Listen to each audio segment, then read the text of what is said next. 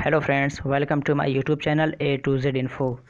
दोस्तों, आज हम डिस्कस करेंगे सीटेट 2016 में सेकंड पेपर का जो सोशल साइंस पोर्शन था उसे हम डिस्कस करेंगे। तो आज हम डिस्कस करेंगे क्वेश्चन नंबर 31 से लेके 50 तक, और उसके बाद नेक्स्ट पार्ट में हमें उसके आगे कंटिन्यू करेंगे। तो आज हम जो स्टार्ट करेंगे वो हमारा होगा social science and social studies. तो चलिए क्वेश्चन स्टार्ट करते हैं, और आप लोग प्रैक्टिस सेट के तौर पे इसे देखते रहिए और अपने आंसर भी करने की कोशिश करें, ताकि आपकी प्रिपरेशन भी होती रहे और प्रैक्टिस भी होता रहे। और सीटेट से रिलेटेड बहुत सारे कंटेंट्स प्रीवियस ईयर्स के पेपर, स्पेशली उर्दू के, मेरे लिंक चैनल पे पड़े हुए हैं। आप जाकर वहाँ प्ले लिस्ट से सारे वीडियोस को देख सकते हैं और अपनी तैयारी अच्छी कर सकते हैं। तो स्टार्ट करते हैं यहाँ से question number 31। You observe that students exhibit prejudices in A social science class, what would be your most appropriate response. ठीक है, कह रहा कि आप ये देखते हैं कि कुछ बच्चे हैं जो पूर्वग्रहों का प्रदर्शन करते हैं, ठीक है, सोशल साइंस के क्लास में। तो एक मतलब what would be your most appropriate response, तो ऐसे पे आपका जो रिस्पांस क्या होगा ऐसे बच्चों के साथ। आपके ऑप्शंस यहाँ पे हिंदी वाले हिंदी देख सकते हैं, इंग्लिश वाले इंग्लिश देख सकते हैं। ऑप्शंस यहाँ पे जो दिया गया है, organise a discussion on dimension of social reality, ignore these comments, mend students, bring the chapter to a close. तो क्या होगा इसका करेक्ट आंसर?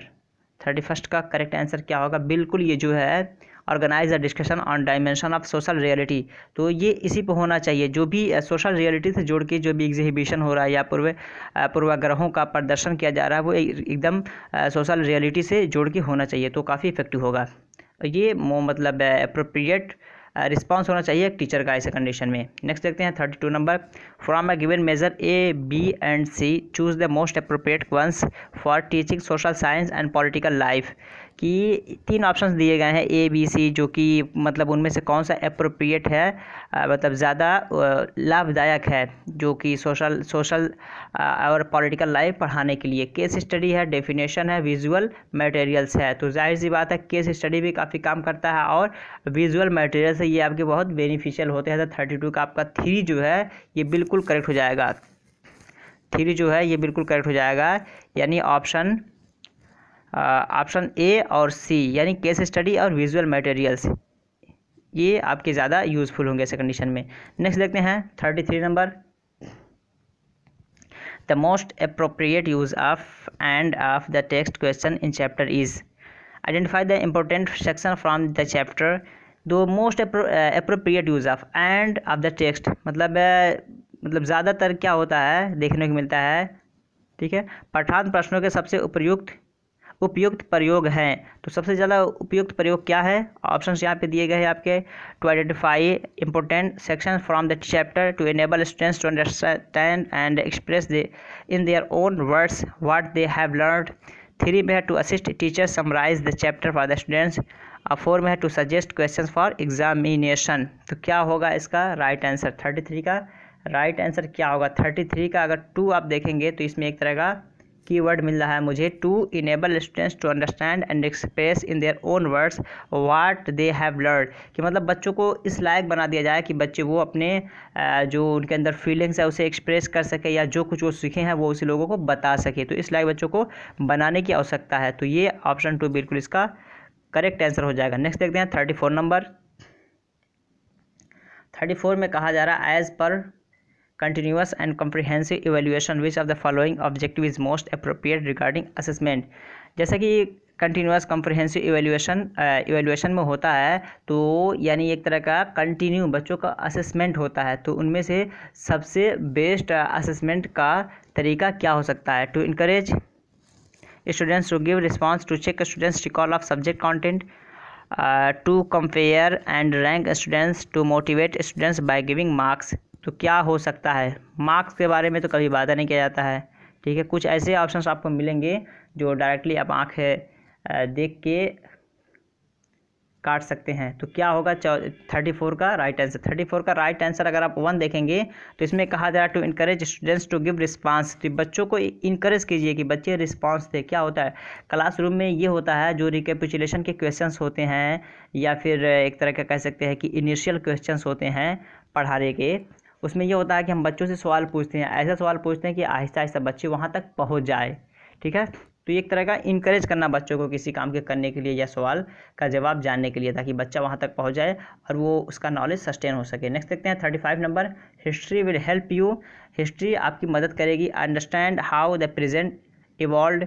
बी में है understand the working of our physical and social world, और C में है compare the past with the present. तो क्या होगा इसका करेक्ट आंसर? करेक्ट आंसर इसका क्या होगा? 35 का अगर आप दिमाग लगाएंगे तो पता चल जाएगा कि 35 में जो ऑप्शन ए और सी है बिल्कुल एक करेक्ट हो जाएगा, क्योंकि फिज़िकल और ये एक तरह का आपका फिज़िकल और सोशल ये पार्ट नहीं है कि हिस्ट्री का, ये बायोलॉजी से रिलेट करता है आपका। तो यहाँ पे 35 का जो राइट होगा वो आपका हो जाएगा ऑप्शन 4। नेक्स्ट देखते हैं 36 नंबर, a teacher wants to assign a project on partition of India based on primary source, which of the following is not a primary source. एक टीचर है जो बच्चों को एक प्रोजेक्ट देना चाहता है पार्टीशन ऑफ इंडिया पे, और एक प्राइमरी रिसोर्स पे बेस्ड है, तो इनमें से कौन सा एक ऐसा है जो प्राइमरी रिसोर्स नहीं माना जाता है? न्यूज़पेपर है, ओरल हिस्ट्री है, नॉवेल्स है, ऑटोबायोग्राफीज़ है। तो क्या होगा इसका राइट आंसर? 36 का राइट आंसर क्या होगा? 36 का राइट आंसर प्रोबेबिलिटी ये ओरल हिस्ट्री होना चाहिए, क्योंकि ओरल की वैल्यू नहीं होती है। ठीक है, ओरल की वैल्यू नहीं होती है। पार्टीशन ऑफ इंडिया अगर आप कर रहे हैं तो एक तरह का ऑथेंटिक प्रूफ होना चाहिए, और कही हुई बात का कोई प्रूफ नहीं होता जब तक कि वो रिटन फॉर्म में ना हो। ठीक है, वो वेरीफाइड या सर्टिफाइड नहीं माना जाता है। तो ऑप्शन 2 इसका बिल्कुल करेक्ट हो जाएगा। 37 नंबर देखते हैं, which of the following subject is not included in the social science at the primary level. कि इनमें से कौन सा एक ऐसा सब्जेक्ट है जो सोशल साइंस प्राइमरी लेवल के सोशल साइंस पे, प्राइमरी लेवल में जो सोशल साइंस के सब्जेक्ट्स पढ़ाए जाते हैं उसमें सम्मिलित नहीं है, ये शामिल नहीं है।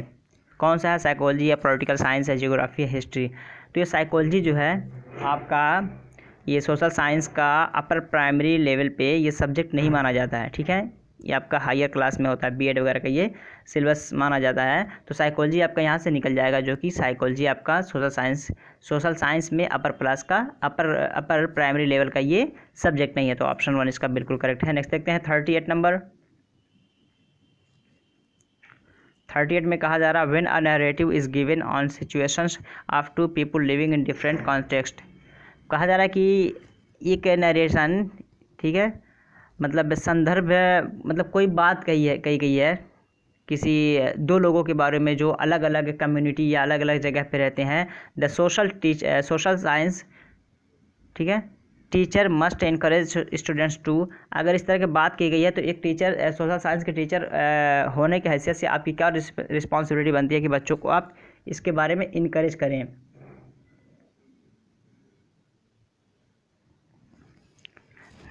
आपके ऑप्शंस जो दिए गए हैं यहाँ पे, ऑप्शन 1 दिया गया है, make caste class gender distinction among them, कि उनके दरमियान कास्ट क्लास जेंडर डिस्टिंक्शन करने की किया जाए, या make value judgement about the characters in the narrative. ठीक है, कि उस वर्णन के पत्रों के बारे में मूल्य परक निर्णय करे। या 3 में कहा जाए examine information presented through them, या उनके बारे में जो इन्फॉर्मेशन दी गई है उसकी जांच पड़ताल करे। Identify the role models from among them, कि उनमें जो रोल मॉडल है उसे पहचान करे। तो क्या होगा अगर दो लोगों के बारे में कोई जो अलग अलग कम्युनिटी से रह रहे हैं उनके बारे में स्टेटमेंट है, तो आप क्या करेंगे ऐसे वक्त पे? तो ऐसे वक्त में जाहिर सी बात है कि उसके बारे में तफ्तीश होगी, उसके बारे में मालूम किया जाएगा, जांच किया जाएगा, एग्जामिन किया जाएगा। Examine information presented through them. ठीक है, तो ये ऑप्शन 3 बिल्कुल इसका करेक्ट हो जाएगा। नेक्स्ट देखते हैं 38 नंबर। 38 में कहा जा रहा है, विच of the following statements provides correct description of social science at the upper primary level, कि इनमें से कौन सा एक ऐसा स्टेटमेंट है जो सोशल साइंस के लिए अपर प्राइमरी क्लास के लिए एक सच स्टेटमेंट है, कह सकते हैं। आपके ऑप्शंस यहाँ पे जो दिए गए हैं, एक में है it stimulates critical thinking and imagination, और 2 में है it is less scientific and is based on belief, 3 में है it is not useful in real life and for getting employment, 4 में it is full of facts which are to be memorised आ गया, वैसे ही निकल जाएगा आपका ये गेटिंग एम्प्लॉयमेंट भी निकल जाएगा, लेस नहीं है, फुल देना चाहिए यहाँ पे। तो यहाँ पे बचा कौन सा 39 में? 39 में बचा जो आपका ऑप्शन 1, तो ऑप्शन 1 इसका बिल्कुल करेक्ट हो जाएगा। It stimulates critical thinking and imaginations, यह विवेचनात्मक सोच और कल्पनाशीलता को प्रेरित करता है। ठीक है, तो ऑप्शन 1 इसका बिल्कुल करेक्ट हो जाएगा। नेक्स्ट देखते हैं 40 नंबर। 40 में कहा जा रहा है विच of the following human values would be most important for ensuring principle of social equality, कि इनमें से ह्यूमन वैल्यूज़ के हवाले से इनमें से कौन सा सबसे ज़्यादा इम्पोर्टेंट वैल्यू होगा।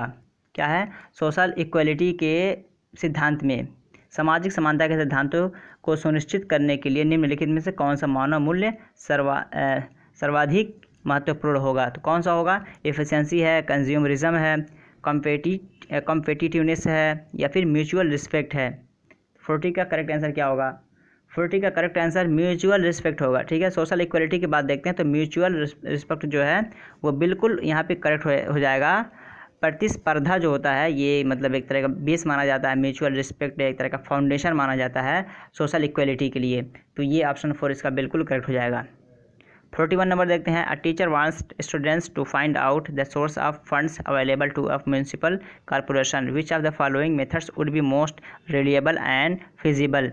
एक टीचर चाहता है कि बच्चे जो हैं वो म्यूनसिपल कॉर्पोरेशन से फ़ंड के बारे में पता करें, वहाँ से फ़ंड के बारे में कुछ अवेलेबिलिटी लेकर आएँ, तो ऐसे कंडीशन में कौन सा मतलब सोर्स ज़्यादा बेटर होगा। ऑप्शंस यहाँ पे सर्चिंग गवर्नमेंट वेबसाइट्स, कंडक्टिंग, ठीक है, कंडक्टिंग इंटरव्यूज़ विद काउंसलर्स, 3 में है होल्डिंग डिस्कशन एमंगस्ट देमसेल्व्स, या 4 में है organising a lecture by an expert. तो जाहिर सी बात है कि अगर आपको गवर्नमेंट से कुछ करना है तो आजकल नेट का ज़माना है, तो सर्चिंग गवर्नमेंट वेबसाइट्स ये बिल्कुल करेक्ट हो जाएगा कि यहाँ के थ्रू वो मेल कर सके, उनसे कम्युनिकेट कर सके और उसको बता सके अवेलेबिलिटी के बारे में। तो ये ऑप्शन 1 उसका बिल्कुल करेक्ट आंसर हो जाएगा कि सर्चिंग गवर्नमेंट वेबसाइट्स। 42 नंबर देखते हैं।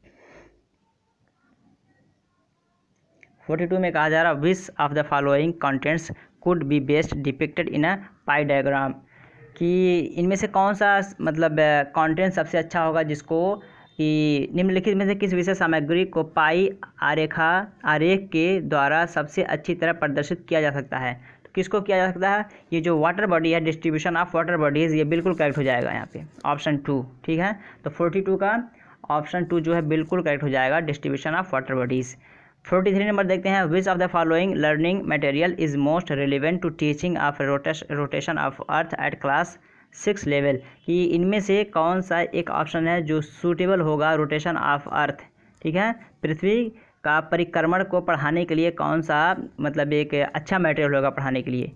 कह सकते हैं कि ये टीचिंग एड्स भी आपके हैं। ग्लोब है, एटलस है, मैप है, चार्ट है। तो ग्लोब जो है ये काफ़ी इफेक्टिव होता है, अंडरस्टैंडिंग होता है। तो बच्चे ग्लोब को देखते हैं, घुमा घुमा कर देखते हैं, तो उन्हें पता चलता है कि हमारा देश कहाँ है, या फिर रशिया कहाँ है, अमेरिका कहाँ है, या कॉन्टिनेंट जो जहाँ पे लोकेट हैं वो सारी चीज़ें उन्हें वहाँ पे समझ में आ जाती हैं छोटी चीज़ में। तो ये ग्लोब काफ़ी इफेक्टिव होता है रोटेशन के बारे में, क्योंकि रोटेशन में एक तरह का इंसान का माइंड जो है ग्लोब की तरह बन जाता है, तो वहाँ पर ये कनेक्ट कर देता है उससे ईजिली। नेक्स्ट देखते हैं 44 number. Consider 2 themes A and B and choose the correct themes to discuss gender parity। Gender parity पे दो आपके थीम्स दिए गए हैं, मतलब कह सकते हैं कि 2 ऑप्शंस हैं या 2 स्टेटमेंट्स हैं, उनमें से कौन सा करेक्ट है। ठीक है, जेंडर पैरिटी पे dignity of labour, home management, responsibility, तो ये आपके जो है 2 के दोनों करेक्ट हो जाएंगे। 44 का तो क्या करेक्ट आंसर होगा, 44 का ऑप्शन जो 4 है ये बिल्कुल करेक्ट हो जाएगा। Both A and B are relevant, ठीक है, ए और बी जो दोनों हैं प्रासंगिक हैं, तो ये करेक्ट हो जाएगा, क्योंकि डिग्निटी ऑफ लेबर, ठीक है, उनकी डिग्निटी को श्रम की महत्ता जो है ये होना चाहिए, या फिर होम मैनेजमेंट रिस्पॉन्सिबिलिटी जो है गृह व्यवस्था को उत्तरदायित्व, ये भी आपका हो जाता है पैरिटी में। तो ये आपके दोनों ऑप्शन यहाँ पे करेक्ट हो जाएंगे। नेक्स्ट देखते हैं 45 number. Which of the following methods could be considered most appropriate for encouraging students to think like historians, इनमें से कौन सा एक सबसे अच्छा मेथड होगा कि बच्चे एक हिस्टोरियन की तरह सोच सके, विचार कर सके और अपने ओपिनियंस पेश कर सके। तो कौन सा एक अच्छा सोर्स होगा। तो ये आपका सोर्स मेथड है, प्रोजेक्ट मेथड है, स्टोरी टेलिंग है, इंक्वायरी मेथड। तो ये क्वायरी मेथड बिल्कुल हो जाएगा। इंक्वायरी मेथड में क्या होता है, एक तरह का कंस्ट्रक्टिविज्म होता है कि बच्चा किसी चीज़ को जब इंक्वायरी करता है तो उसके तह तक जाता है। कुछ लोग होते हैं कि बहुत तह तक नहीं जाते हैं, कुछ लोग तह तक जाते हैं, उसके डीप में जाते हैं। तो जो जितना डीप में जाता है वो उतना अच्छा हिस्टोरियन बनता है, रिसर्चर बनता है। तो ये ऑप्शन 4 इसका बिल्कुल करेक्ट हो जाएगा, इंक्वायरी मेथड। ठीक है, नेक्स्ट देखते हैं 46 नंबर। 46 में कहा जा रहा है the best methodology to teach the theme factory would be to, कि मतलब सबसे अच्छा मेथड कौन सा होगा। आप फैक्ट्री अगर बच्चों को पढ़ा रहे हैं तो कौन सा मेथड अच्छा होगा पढ़ाने के लिए। आपको नरेट अ स्टोरी की फैक्ट्री के बारे में एक स्टोरी बता दे। इनवाइट अ रिसोर्स पर्सन, कि किसी एक ऐसे इंसान को बुला लिया जाए जिसकी फैक्ट्री हो, फैक्ट्री के बारे में बता दे। या फिर थर्ड में कहा जा रहा है कि organise a visit to an industrial plant, की किसी इंडस्ट्रियल प्लांट का आप विजिट कराएं।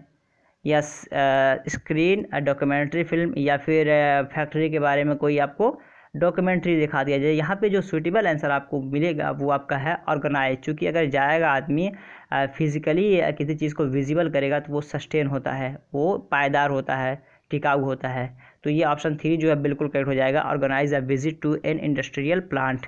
तो ये हो जाएगा। अगर ये नहीं होता तो हम 4 के जानिब जाते हैं कि डॉक्यूमेंट्री प्ले किया जाए, लेकिन यहाँ पे ये है तो ऑथेंटिक यही है, तो यहाँ पे हम जाएंगे 3 के साथ। तो 3 इसका 46 का 3 जो बिल्कुल करेक्ट आंसर हो जाएगा। 47 नंबर देखते हैं। 47 में कहा जा रहा है consider the following 3 statements on the Rigveda and choose the correct answer.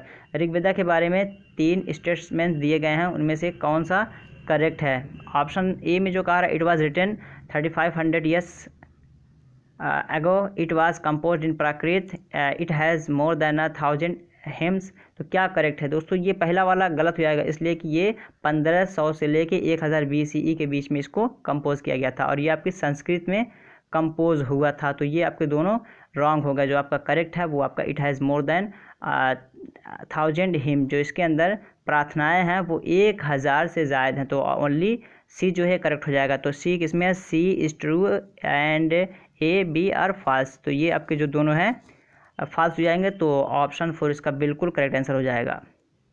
Next देखते हैं। आप लोग भी आंसर कर सकते हैं वीडियो को रोक करके, ताकि आपकी प्रैक्टिस होती रहे। 48 नंबर पे कहा जा रहा है in which of the following ocean is Mauna Kea Hawaii an under sea mountain higher than Mount Everest found, कि मतलब मौना की एक तरह का एक मौना की जो कि एक सबसे मतलब माउंट एवरेस्ट से ज़्यादा ऊंचा एक तरह का ये माउंटेन है। और माउना की के बारे में पूछा जा रहा है कि ये कहाँ पे लोकेटेड है। तो ये आपका ऑप्शन है Indian ocean, Atlantic ocean, Pacific ocean, Arctic ocean. ये आपके ओशियंस 4 हैं। कभी कभी ये भी पूछा जाता है कि ओशियंस कितने हैं, तो ये ओशियंस आप याद कर लीजिए कि ओशियंस भी 4 हैं, इंडियन, अटलांटिक है, पैसिफिक, आर्कटिक। तो ये आपका जो पड़ता है पैसिफिक ओशियन में पड़ता है। तो ऑप्शन यहाँ पे जो करेक्ट होगा वो 3 हो जाएगा। ठीक है, कि माउना की is situated in Pacific ocean. तो ऑप्शन 3 इसका बिल्कुल करेक्ट आंसर हो जाएगा। 49 नंबर देखते हैं। Vinaya Pitaka is a book that records. Vinaya Pitaka एक किताब है, इसमें किन मज़हब के बारे में या धर्म के बारे में इसमें बयान किया गया है। जैन टीचिंग है, क्या ना, वैदिक रिचुअल्स है, कन्वर्जन एमंग्स्ट टीचर्स है, या बुद्धिस्ट रूल्स है। तो ये बुद्धिस्ट जो रूल्स हैं उसके बारे में बताया गया। स्पेशल कुछ रूल्स इसमें दिए गए हैं कि इन्हें फॉलो करने की आवश्यकता है। तो ऑप्शन 4 जो इसका बिल्कुल करेक्ट हो जाएगा। नेक्स्ट देखते हैं और लास्ट होगा आज का ये 50 number. Who among the following supervises the work of the patwaris. ठीक है, पटवारी के वर्क की सुपरवाइज कौन करता है। ठीक है, लेखपाल के कार्य की देखभाल निम्नलिखित में से कौन करता है। तो पटवारी जो है लैंड रिकॉर्ड रखता है, तो ये किसके अंडर में काम करता है। ये आपका ऑप्शन यहाँ पे है sarpanch of the village panchayat, tehsildar, district collector, SHO of the police station of the area. तो ये जो काम करता है दोस्तों, ये काम करता है तहसीलदार के अंदर। ठीक है, तो इसका काम क्या है कि ये लैंड को मेंटेन करता है, लैंड रेवेन्यू को मेंटेन करता है। अगर किसी को अपना खाता खतौनी निकालना है तो ये उसको निकाल के देता है। तो पूरा लैंड जो प्रोसेस होता है, लैंड रिकॉर्ड होता है, उसको मेंटेन करता है। और इसको अगर वेरीफाई करवाना होता है तो तहसीलदार के पास ये जाके उसको वेरीफाई करवाता है, या कोई दिक्कत होती है तो तहसीलदार से मिलता है। तो तहसीलदार के अंडर ये काम करता है। तो ऑप्शन 2 इसका बिल्कुल करेक्ट हो जाएगा। तो दोस्तों ये कुछ 20 क्वेश्चंस थे और नेक्स्ट पार्ट में इसका नेक्स्ट पोर्शन आएगा। पहली बार चैनल पे आए तो चैनल को ज़रूर सब्सक्राइब कीजिए, बेल आइकॉन को ज़रूर दबाएं। वीडियो अच्छा लगे तो लाइक कीजिए, दोस्तों को शेयर कीजिए, कमेंट करके ज़रूर बताइए। तो चलिए फिर मिलते हैं नेक्स्ट वीडियो में, तब तक के लिए हैव अ नाइस डे।